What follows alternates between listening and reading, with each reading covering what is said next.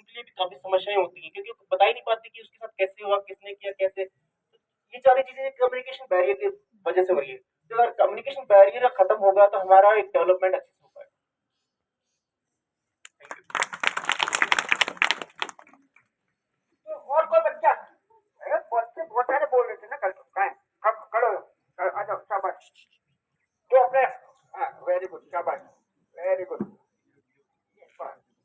Good. Hello मेरे बड़े भाइयों और बहनों, मैं हनुमानपुरा से हूँ। मेरा नाम रोहित यादव है। मैं आपको एक बात बताना चाहता हूँ, जैसे कि बड़े सर जो भी मतलब अधिकारी वगैरह जो भी हैं, उनसे मेरा निवेदन है कि मेरी बात सुने। अगर आपको अच्छा लगे तो आगे कार्रवाई की जाए।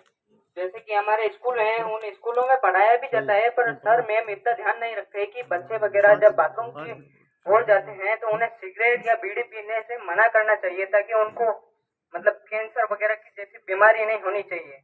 तो वो आगे रह के उनको आग्रह करें, ताकि उनको मतलब ये लगे कि हाँ ये चीज गलत है। अगर सर मैम को पता भी चल जाता है तो वो उनको कुछ बोलते क्यों नहीं है? जैसे कि सर मैम अगर उनको बोलेंगे नहीं तो उनको स्वास्थ्य की बीमारी हो सकती है, उनके कैंसर भी हो सकता है। उनको माँ बाप, जो उनके माँ बाप हैं, उनको भी बहुत बड़ा धक्का लगता है कि मेरे बेटा मतलब उसको कैंसर है तो मैं क्या करूं। उसके लिए पैसों की भी जरूरत होती है। और जैसे कि मेरे भाइयों ने बताया कि अभी उनके वहां पे सड़क नहीं बनी हुई है, तो आप उस चीज पर भी थोड़ा गौर करें, और ताकि उनको भी मतलब थोड़ा ऐसा लगे कि हमें भी थोड़ा सपोर्ट मिला है। और आगे रह के आग्रह करें, मेरी आपसे यही निवेदन है। और जैसे कि अभी ये है कि स्वास्थ्य के बारे में, तो स्वास्थ्य के बारे में ऐसा है कि जैसे और जैसे कि ये जो खाना पीना है वो बच्चों को ढंग से नहीं दिया जा रहा है। जैसे कि चावल है उसमें कीलड़ आ रही है, किसी में बाल आ रहा है, और जो खाना बनाने वाली बाई है वो भी फोन में ध्यान रखती है, और बच्चे जब बोलते हैं सर को तो वो सर उस पर ध्यान नहीं लगाते हैं। तो ये कार्रवाई भी आप करें या फिर बड़े अधिकारियों से बोला जाए। मेरी यही समस्या है, और इस बात पर आप विचार करें, और बाद में सब सप्लीमेंट्री मतलब जो भी भाई बहन है उन सबको बोला जाए।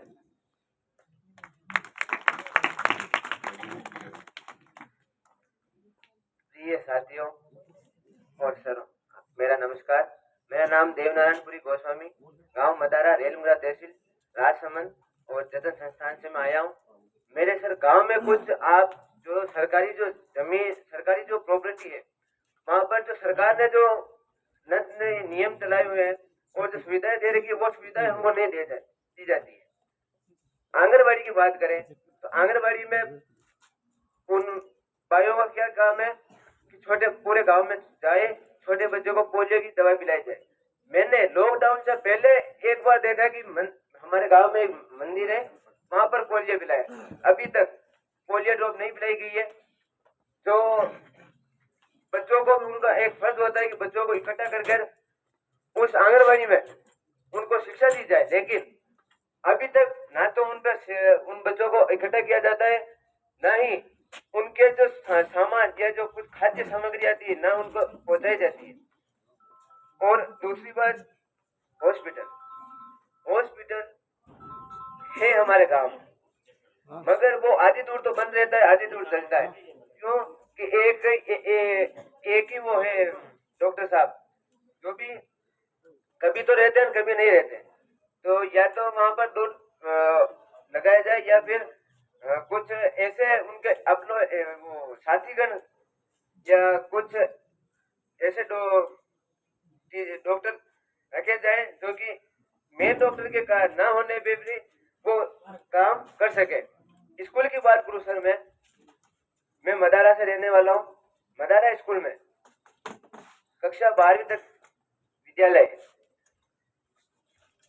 कक्षा 12वीं तक विद्यालय हो तो गई, साइंस भी आ गई, आर्ट्स भी आ गई, लेकिन सर 2 साल हो गए ये 12वीं बने हुए। ना तो वहां पर आर्ट्स का टीचर आया है, ना साइंस का आया है, ना 9th 10th का गणित का आया है, ना 1 से लगाकर 8वीं तक गणित का आया है। हमारे उधर मैं जानता हूँ मैंने 10वीं वहां पर कैसे पास की।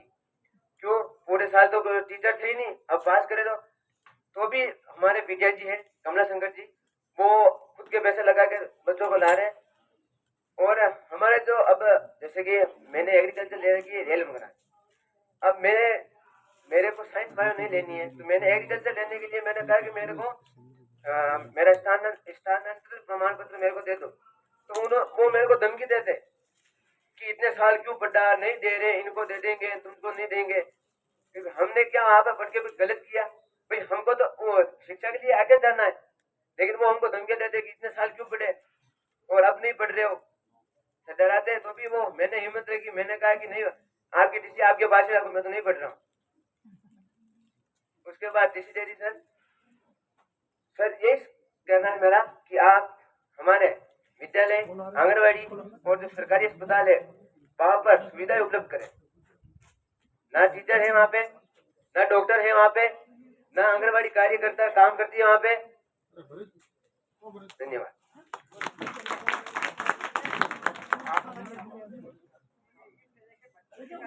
छात्र कार्यशाला कर रहे हैं छात्र संभागों में, और छात्र संभागों में बच्चों के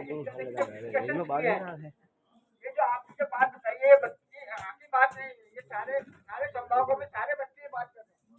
बच्चे ये भी बात कर रहे हैं कि मैं जैसे आपके 10 बच्चे जो है ब्लाइंड बच्चे का हमारे वो बच्चे ब्लाइंड है, वो कह रहे थे हम बाद के आगे पढ़ना चाहते हैं, हम करेंगे, हमारे पास कुछ सुविधा नहीं है, ना पढ़ने की सुविधा है, ना हमारे पास कोई कॉलेज है, ना हमारे पास ब्रेन लिखने के कोई मेटेरियल उपलब्ध है जिसको हम उपलब्ध करा सकते। आप कुछ कहना चाह रहे हैं? आप कहना चाह रहे हैं? आप खिलाओ।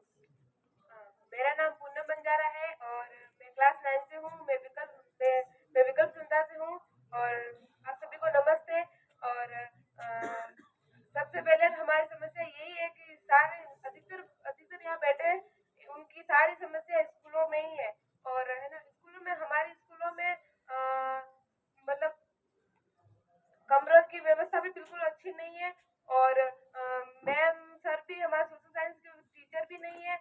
और अगर 2-3 टीचर है वो पढ़ाते हैं, मतलब 12वीं तक स्कूल है, बिल्कुल टीचर 1% के भी अच्छे नहीं पढ़ाते। हम अगर उनको कुछ भी सवाल पूछे ना, मैम हमको समझ में नहीं आ रहा, तो वो क्या बोलते, तू प्रिंसिपल मत बन, तू चुपचाप बैठी रहे, ऐसे बोलते हमको।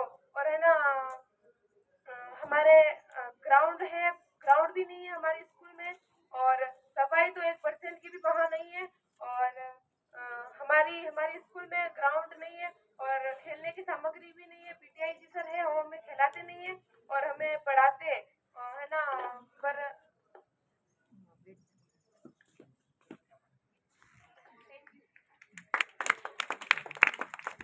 मेरा नाम है ईश्वर लाल। मेरा गांव नालसाट बलिया। मैं ये कहना चाहता हूँ कि मेरे गांव में तो नहीं जो है स्कूल, नहीं जो है आंगनबाड़ी, नहीं जो है सड़क।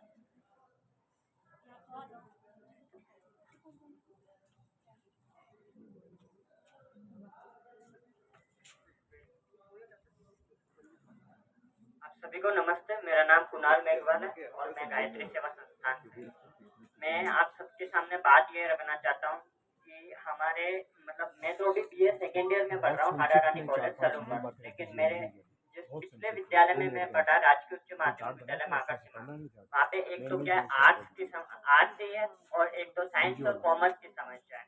वो मतलब ग्रामीण इलाकों में नहीं होती है ज्यादातर। और वहाँ पे क्या है कि अभी हमारे जो वहाँ के जो बच्चे हैं उनको क्या है कि कमरों की व्यवस्था नहीं है। कमरों अभी मतलब काम चल रहा था लेकिन काम बीच में अचानक रुक गया, पता नहीं अब वो तो कारण वो स्कूल वाले जाने, लेकिन उनका वहाँ पे कमरों की भी व्यवस्था नहीं है और वहाँ पे आर्ट्स की और साइंस और कॉमर्स की व्यवस्था नहीं है।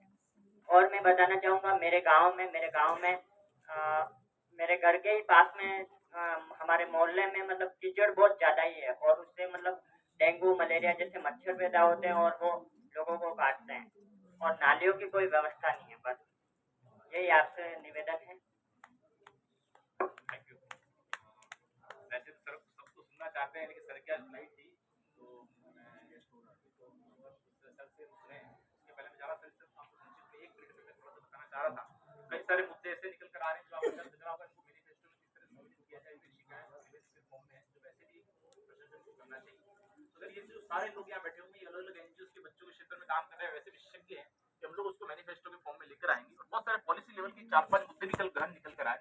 बहुत जल्दी हम पूरी टीम यही बात कर रहे थे कि पेपर फॉर्म में कैसे लाकर आपके सामने प्रेजेंट करें, तो बहुत जल्दी हम लोग कोशिश करेंगे स्टेट कंसल्टेशन में या पर्सनल लेवल पर आपको वो सारे मुद्दे जरूर सबमिट करेंगे। लेकिन निश्चित रूप से मोर देन 43% पॉपुलेशन जो हमारे बिलो 18 वर्ग के बच्चों की है, इनके बहुत सारे मुद्दे हैं जो सामान्य है, लेकिन बहुत सारे मुद्दे गंभीर भी हैं। तो मैं आपसे ये निवेदन करूंगा कि आप आज व्यस्ततम समय में हमारे बीच पधारे, तो जो भी मुद्दे निकल कर आते हैं सर हम आपको प्रेषित करें और हम आशा करेंगे आपके माध्यम से आगे जाएं। एक बार पुनः मैं इस पूरी टीम की ओर से आपका सर पहले तो बहुत स्वागत और अभिनंदन करता हूं कि आप व्यस्ततम समय में हमारे बीच पधारे और बिना समय गवाए मैं सीधा सर को ही निवेदन करूंगा कि सर अपना मार्गदर्शन